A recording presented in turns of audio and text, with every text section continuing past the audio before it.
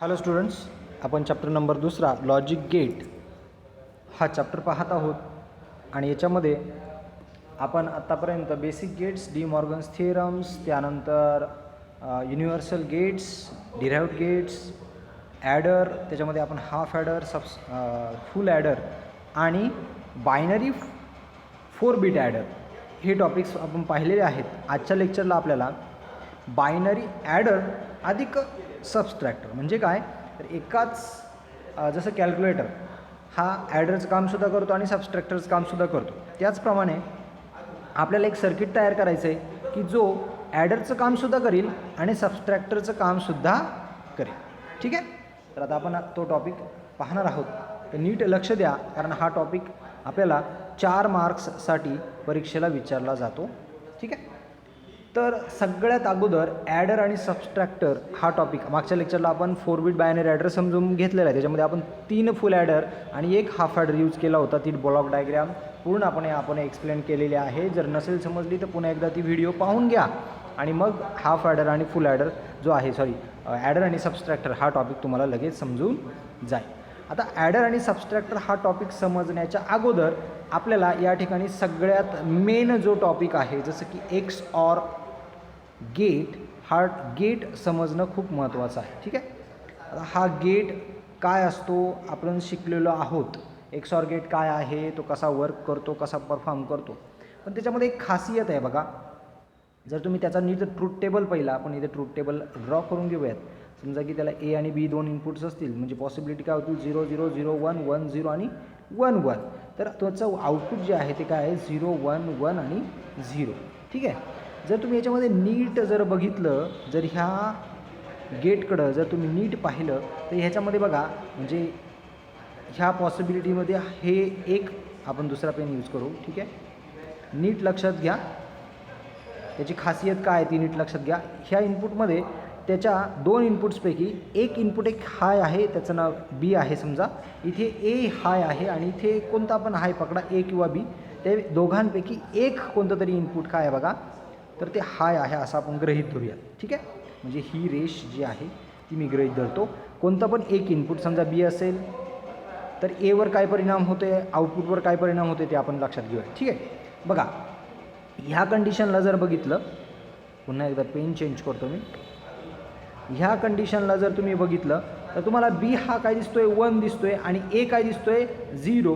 म्हणजे दोघांपैकी एक इनपुट जर 1 असेल तर दुसरं जे काही इनपुट असेल तो त्या इनपुटचं काय करतो, कॉम्प्लिमेंट करतो. बघा इथे एचं काय झालं 1 झालं, म्हणजे 0चं काय झालं 1 झालं. आता दुसरी कंडिशन आपण बघा, ही कंडिशन, या कंडिशनमध्ये बघा, या कंडिशनमध्ये तुम्हाला काय दिसतोय ए 1 दिसतोय, किंवा आपण इथं बी जर 1 गृहीत धरला.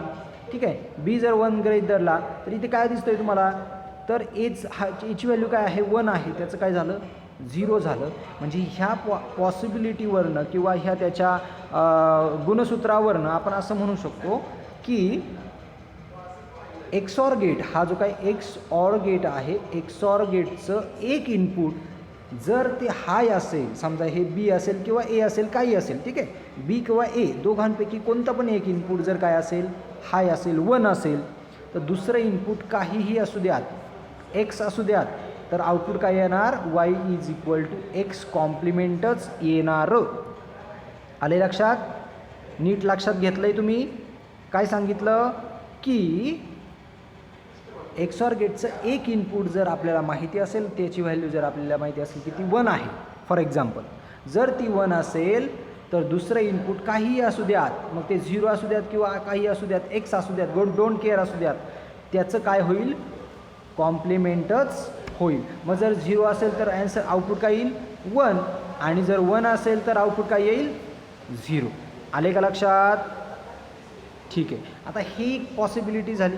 दुसरी पॉसिबिलिटी काय असू शकते बघा, दुसरी पॉसिबिलिटी काय असू शकते की बाबा एक इनपुट आपल्याला माहिती आहे आणि त्याची व्हॅल्यू काय आहे, मी सगळे हे इनपुट्स आउटपुट्स खोडतो. ठीक आहे, पुन्हा आपण ट्रूथ टेबलवरनं ते प्रूफ करून बघणार आहे. ठीक आहे, ठीक आहे. आता एकदा आपण म्हटलं की जर ते हाय असेल तर तो काय करेल एक्सचा एक्स बार करेल किंवा कॉम्प्लिमेंट करेल, आणि जर ते काय असेल 0 असेल, समजा एक इनपुट आहे माहिती आहे ते आपल्याला ते 0 आहे किंवा लो आहे, तर दुसरं इनपुट काहीही असू द्यात, एक्स असू द्यात, आउटपुटला काय येणार, फक्त आणि फक्त एक्स. एक्सचा बार केव्हा होईल, ज्यावेळेस आउटपुट 1 होईल त्यावेळेस. आले का लक्षात. आणि एक्स आणि एक्सच राहील आउटपुटला, तर केव्हा होईल ते, जेव्हा इनपुट हे काय असेल, दुसरं इनपुट हे काय असेल, 0 असेल. तर आता आपण इकडे प्रूफ करून बघूयात. बघा मगाशी आपण 1ला गृहीत दिलं, पकडलं होतं. आता आपण 2ला गृहीत धरूया. ठीक आहे.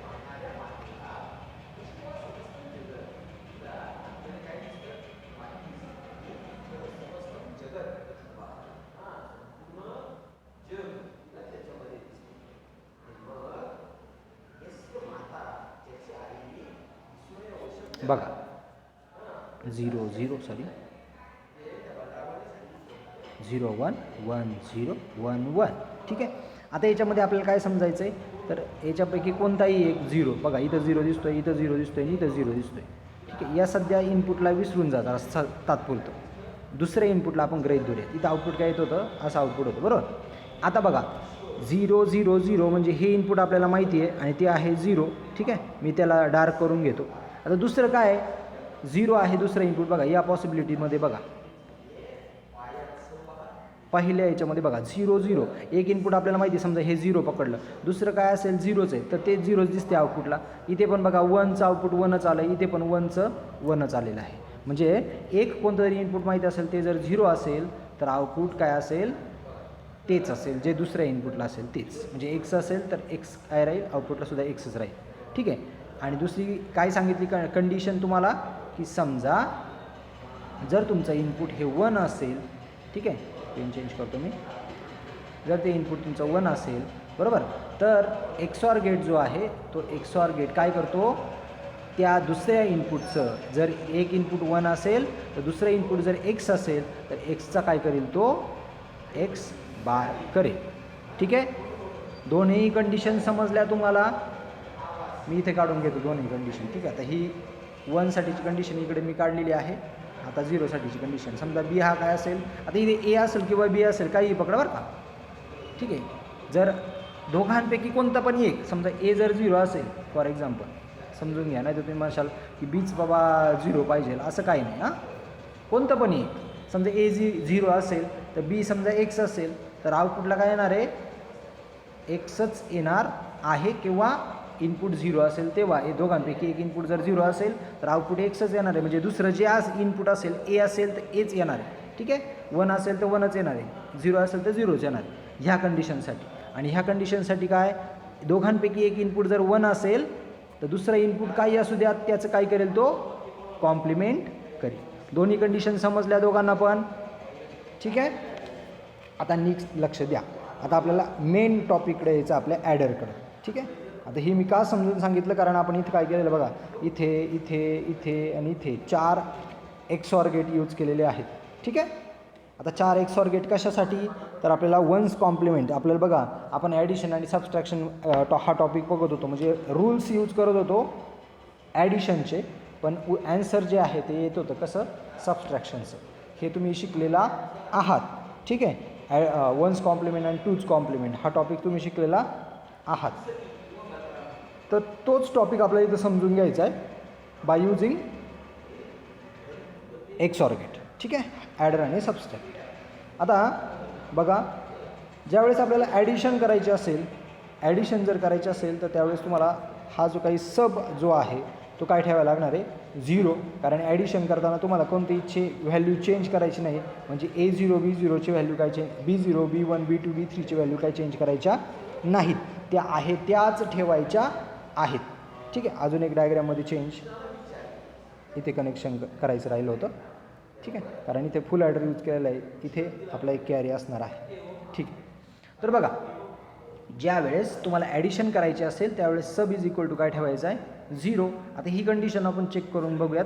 ज्यावेळेस सब इज इक्वल टू आपण 0 ठेवतो म्हणजे काय, XOR गेटला काय जातं, सगळ्या बघा इथं कनेक्शन जोडलेलं आहे. बघा इथे XOR गेटला काय जोडलेलं आहे, फक्त आणि फक्त आपण एक कॉमन कनेक्शन जोडलेलं आहे. बघा इथे कॉमन कनेक्शन आहे, इथे कॉमन आहे, इथे कॉमन आहे, इथे कॉमन आहे. यांची काय केलेली आहे, एक कॉमन रेष घेतलेली आहे या ठिकाणी. बघा ठीक आहे. एक कॉमन रेष घेतलेली आहे, त्याला नाव दिलेलं आहे सब. आले लक्षात. तर ही जी काही सब जी आहे व्हॅल्यू, सब म्हणजे सबस्ट्रॅक्शनसाठीचं आपण एक त्याला कॉमन नाव दिलेलं आहे, सब म्हणजे सबस्ट्रॅक्शनसाठी. तर सबस्ट्रॅक्शन इज इक्वल टू 0 असेल तर सबस्ट्रॅक्शन होईल का? नाही होणार. कशी? तर बघा, त्या ज्यावेळेस आपल्याला माहिती आहे की सब इज इक्वल टू 0 आहे म्हणजे आपल्याला एक इनपुट माहिती आहे, इथलं म्हणजे एक्सॉर गेटचं एक इनपुट आपल्याला माहिती आहे ते काय आहे? 0. म्हणजेच काय? तर B0 काय असणार आहे या ठिकाणी? तुमचा फक्त आणि फक्त B0च असणार आहे. म्हणजे B0ची व्हॅल्यू असेल तीच आउटपुटला येईल. B1ची व्हॅल्यू असणार आहे तीच आउटपुटला येईल. इथे काय येईल? B1, इथे काय येईल? B2 आणि इथे काय येईल? B3. ठीक आहे, आले लक्षात? समजून घ्या अक्षर. B1, B0, B2, B3 जे काय असतील ते व्हॅल्यू जशाच तशा खाली येतील, कारण तुमचा सब इज इक्वल टू काय आहे? 1. आपण आत्ताच मागाशी पाहिलं ही कंडिशन की बाबा दोघांपैकी एक इनपुट जरी 0 असेल, बरोबर, तर आउटपुट काय असतं? जे दुसऱ्या इनपुटला असेल तेच तुमचं काय असणार आहे? आउटपुट असणार आहे. त्या पद्धतीने इथे सब इज इक्वल टू 0 म्हणजे आपल्याला सगळ्या एक्सॉर गेटचं एक इनपुट हे 0 आहे, दुसरं इनपुट काय असेल तेच आउटपुटला येणार आहे, म्हणजे B0. मग हाफ ॲडर काय करेल? त्यांचे ॲडिशन करेल, हे आपल्याला कॉमन माहिती आहे. आणि इथे तुमचं आउटपुट कॅरी आली तर इथे येईल, ती पुढच्या ॲडरमध्ये ॲड होईल, बरोबर. त्याच्यानंतर हा फुल ॲडर काय करेल? हा जो दुसरा फुल ॲडर आहे, हा 1, हा 2, हा 3, हा 4, दुसरा फुल ॲडर काय करेल? तर B1 आणि A1चे ॲडिशन करेल, त्याच्यातून कॅरी जनरेट जर झाला तर पुढे कॅरी जनरेट करेल वगैरे वगैरे. त्या पद्धतीने आपल्याला आउटपुट मिळून जाईल. ते असेल S4, S3, S2, S0 पर्यंत, बरोबर. ही बेसिक गोष्ट आपल्याला माहिती. आता आपण येतो आहे आपल्या मेन टॉपिककडं, जे की आहे सबस्ट्रॅक्ट. ठीक आहे, मेन टॉपिक आपला आहे सबस्ट्रॅक्टर, कारण ॲडर आपण लास्ट लेक्चरमध्ये पाहिला होता. आता बघा, ह्याच डायग्रॅमला आपण सबस्ट्रॅक्टर म्हणून कसं वर्क करू शकतो? ज्यावेळेस मी सब इज इक्वल टू 1 देईल, 1 दिलं तर आपल्याला काय होतं? एक्सॉर गेट काय म्हणून वर्क करतो की बाबा एक्सॉर गेटच्या नेक्स्ट कंडिशन, मगाची कंडिशन, की कोणता पण एक इनपुट जर 1 असेल, दुसरं इनपुट काही असू द्या, तो त्याचं काय करतो? कॉम्प्लिमेंट करतो या रूल्सनुसार. आता काय करेल तो? B0चं B कॉम्प्लिमेंट करेल, B0 कॉम्प्लिमेंट करेल, B1चं काय करेल? B1 कॉम्प्लिमेंट, B2चं काय करेल? B2 कॉम्प्लिमेंट आणि B3चं काय करेल? B3 complement. म्हणजे ती ॲडिशन कशी होईल? A3, A2, A1, A0 अधिक B3 कॉम्प्लिमेंट अधिक B2 कॉम्प्लिमेंट, B1 कॉम्प्लिमेंट आणि B0 कॉम्प्लिमेंट अशी ॲडिशन होईल. बाकी सगळे रूल्स सेम. इथे C0 असेल, इथे C1, इथे C2, इथे C3 आणि इथे S0, S1, S2, S3 आणि S4. बाकी सगळी कंडिशन सेम, मागच्या वेळेस आपण पाहिलं होतं तसंच. आले लक्षात? तर अशा पद्धतीने त्याचं जे काही ॲडिशन्स जो आहे ते ॲडिशन्स होईल. ॲडिशन्स रूलनुसार सबस्ट्रॅक्शनचं उत्तर येईल by using ones complements method. कशी होती वन्स कॉम्प्लिमेंटची मेथड? सांगा बरं. फर्स्ट स्टेप्स काय होती? की फाइंड द बायनरी ऑफ ए. म्हणजे काय? एची बायनरी फाइंड करा, ते आपण 4 बिटमध्ये कन्व्हर्जन करत होतो. दुसरी स्टेप काय होती? Find the binary of B and its complement. Find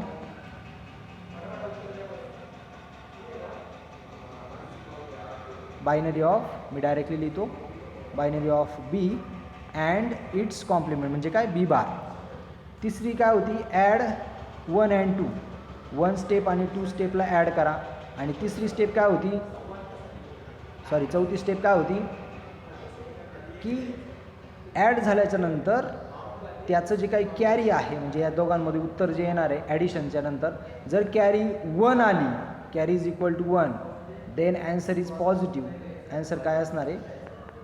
positive असणार आहे. कॅरी जर, तर त्या कॅरीला काय करायची? एंड अराउंड करायचं होतं आपल्याला. म्हणजे ती कॅरी काय करून घ्यायची? ॲडिशन करून घ्यायची आणि ॲडिशन करून जे उत्तर येईल ते उत्तर तुमचं काय असणार आहे? फायनल ॲन्सर असणार आहे. आणि तसंच जर कॅरी इज इक्वल टू काय आली? 0, तर तुमचा ॲन्सर काय असणार आहे?